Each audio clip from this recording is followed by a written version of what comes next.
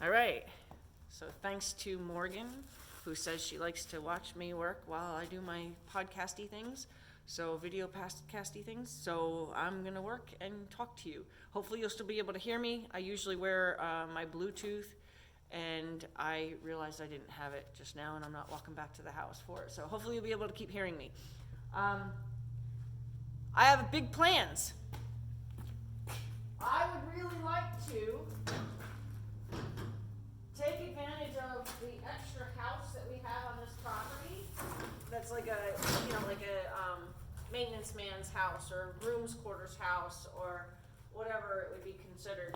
I'd like to take advantage of that instead of renting it to some outside person. I'm thinking I would like to rent it to somebody on a extended week visit, either with or without a horse. The house has its own run-in shed and paddock, so I would be able to take in somebody for, say, a week, provide them with housing and housing for their horse, and see if that's something that people would be interested in, is actually coming here and spending a week getting kind of like a crash course in all the basics. I mean, if your horse has the basics, of course we can, can progress from there, but I have to know that your horse can do, like, basically your horse has to have a vocabulary. My first lessons are always ABCs. If somebody came for, say, an extended weekend, we could do all the ABCs in one day. We wouldn't do it all in one session. We would be able to come back, visit again. So what I do sometimes with horses, especially horses with fractious personalities or horses with dull personalities, I'm not using anybody's horsenality chart here, but horses that either need a lot of patterns to help them or horses that need a lot of entertainment to help them, will determine how long the sessions are. They could be 10-minute sessions, they could be hour-long sessions. Some horses finally just really start getting into it after you've been doing it for an hour, and then you can finally make some progress. So it really just depends on the horse. But like, say, I think at first I want to do this as like an extended weekend thing where you stay, say you trailer over or come and use one of my horses. There'll be different packages provided accommodating that situation. But say, a Friday to a Sunday, you check out on Sunday, or a Saturday to a Monday and you check out on Monday, and you can have one session maybe on that day that you're checking out, whether it's a session in the morning on that Monday before you leave or a session on that Friday when you first get here.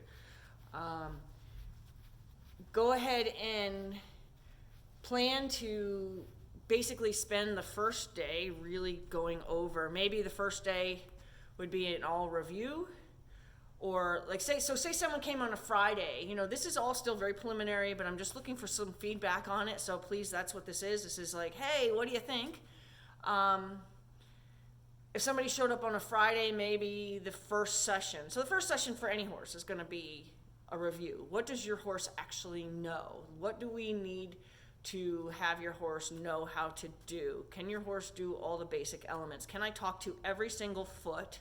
Can I talk to your horse's tail? And can I talk to your horse's nose? I need to be able to talk to all those parts, and also the motor. I have to be able to talk to the motor. If I can't, and the brakes. If I don't have brakes, I don't have a motor, I can't work with the feet, and I can't work with the tail or the nose, then we have to get all that done before we can do anything. By the time somebody leaves, we should be able to do very, very elaborate puzzles online. I'm not making any liberty promises to anybody. I'm saying this would be an online program where you come and you can orchestrate your horse at maybe a longer line than you're used to working with, or just even the dream of being able to stand on a mounting block and only pivot while your horse does a figure eight over there and side passes over some poles over there and backs through some poles over there, and you know, you just keep pivoting, and then the final thing is there's a pole sticking off your mounting block, and you stop the horse at the end of the pole and you have it come down the mounting block sideways over the pole.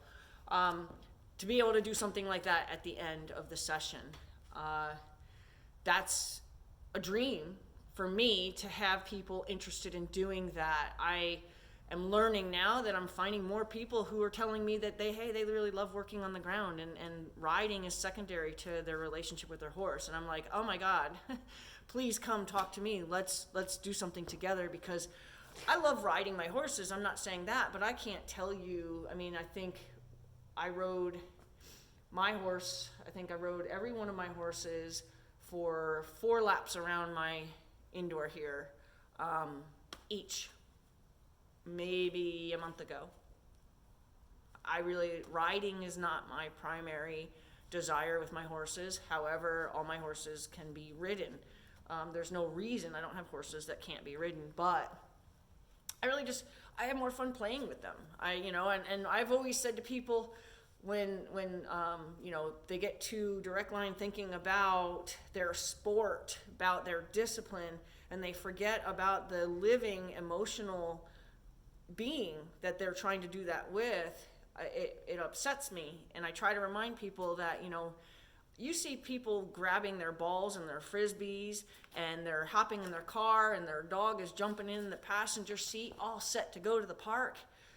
Your horse feels the same way when you want to play with your horse. When you prove to your horse that what you're going to do with them is going to be fun, they're all about it, like your dog is when he sees his leash. It's really that. Like, if I went out to my paddock right now, all my horses would come.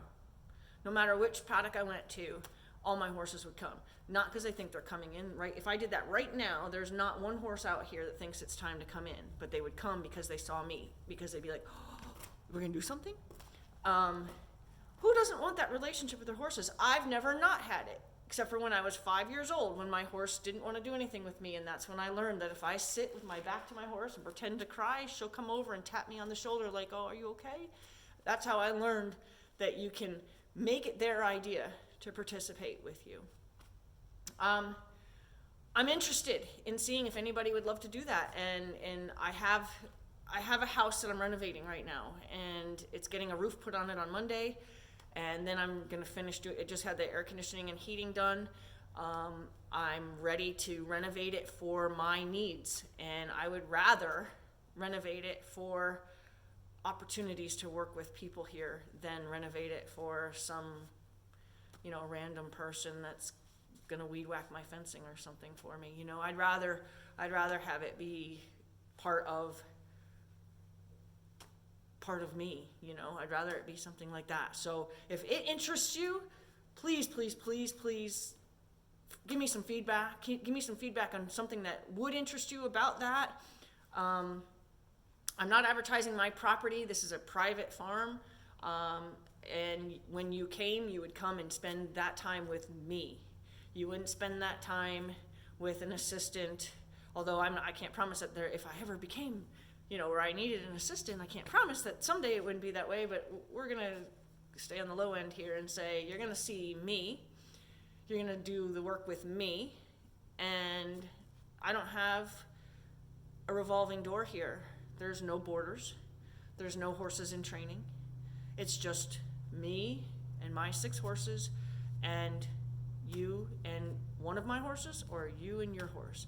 And we would spend very, very concentrated time on working through anything that you and your horse are struggling on. I so want to know what you think. And please, get back to me. I so want to know what you think. And I got to work. I tried to do this where I was going to stay working.